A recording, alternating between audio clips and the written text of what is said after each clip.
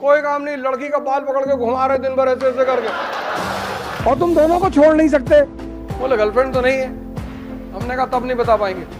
बस एक चीज पे नजर रखो कि तुम्हारा सबकॉन्शियस कहां है।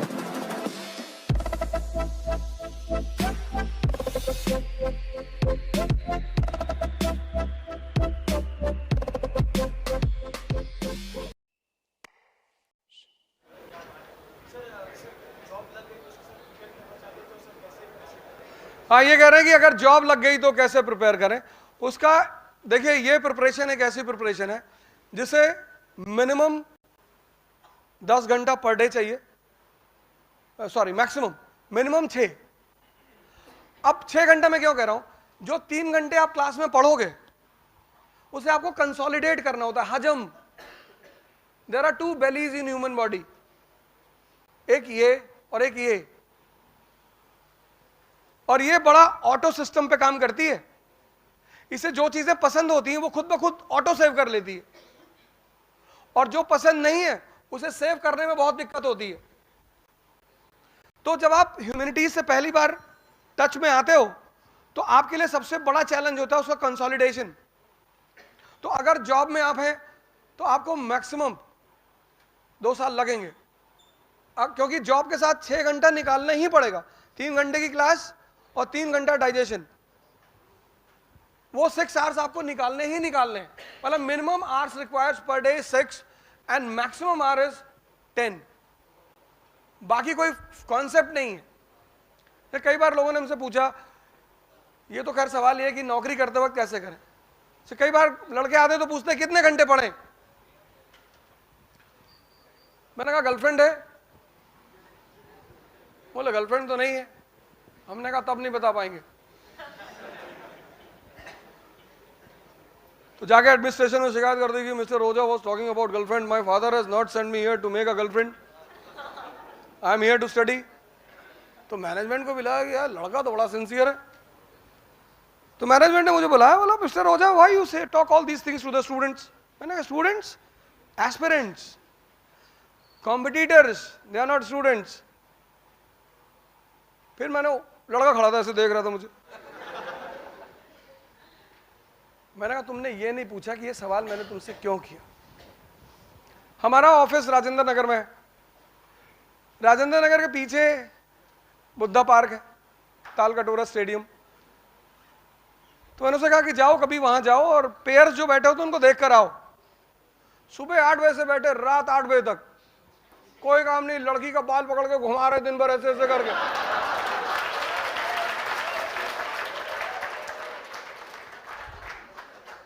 वहां तो तुम नहीं पूछते कितने घंटे बैठे, क्योंकि मजा आ रहा है तुम्हें।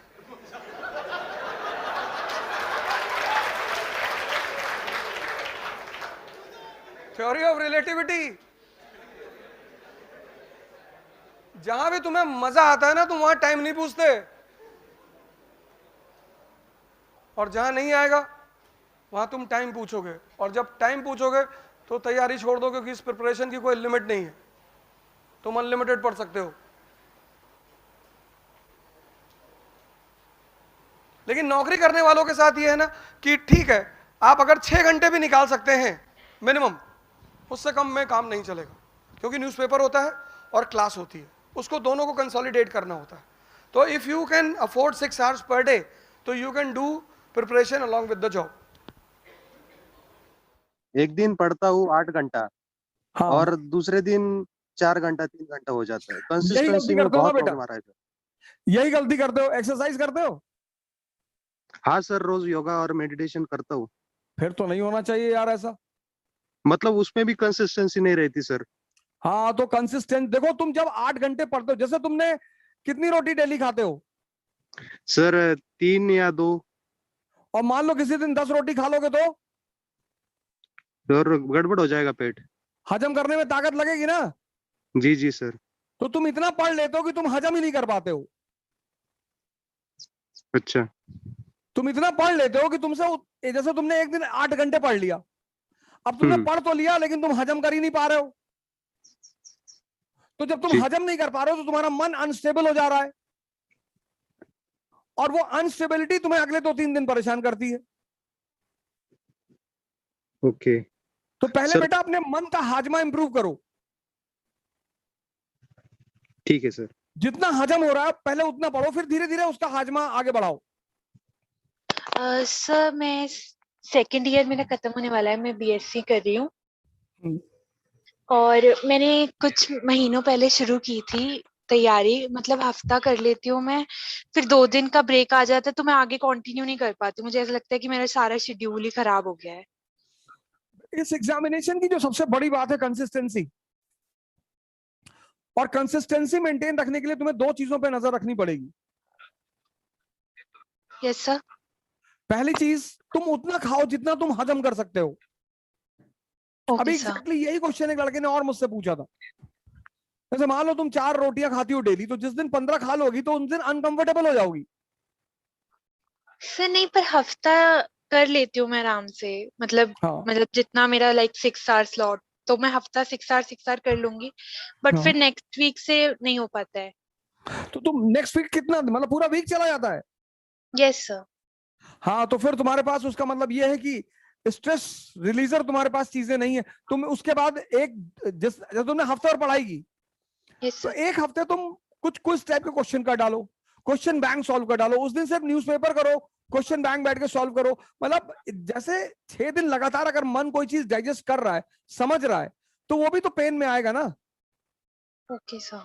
तो अगले 2 दिन क्या करो कि जितना तुमने पढ़ा है उसके क्वेश्चन सॉल्व कर डालो। मतलब उसको सोचने का मौका मत दो, उसे कुछ करने का मौका दो। Hello, sir. Good evening. हाँ, good evening Manmeet. Yeah, sir. My question is basically I'm into full-time job. So my question is like, what would be your advice for the people who are actually into full-time job? Because See, beta, it's yeah. an economical, financial matter, and you are doing job either by your choice or by compulsion. If you are doing the job because of compulsion, then you cannot leave it. If you are doing it by choice, then you can leave. You are getting me? Yes, sir. Yeah. तुम जिंदगी में कुछ भी करो, बस एक चीज पे नजर रखो कि तुम्हारा सबकॉन्शियस कहां है।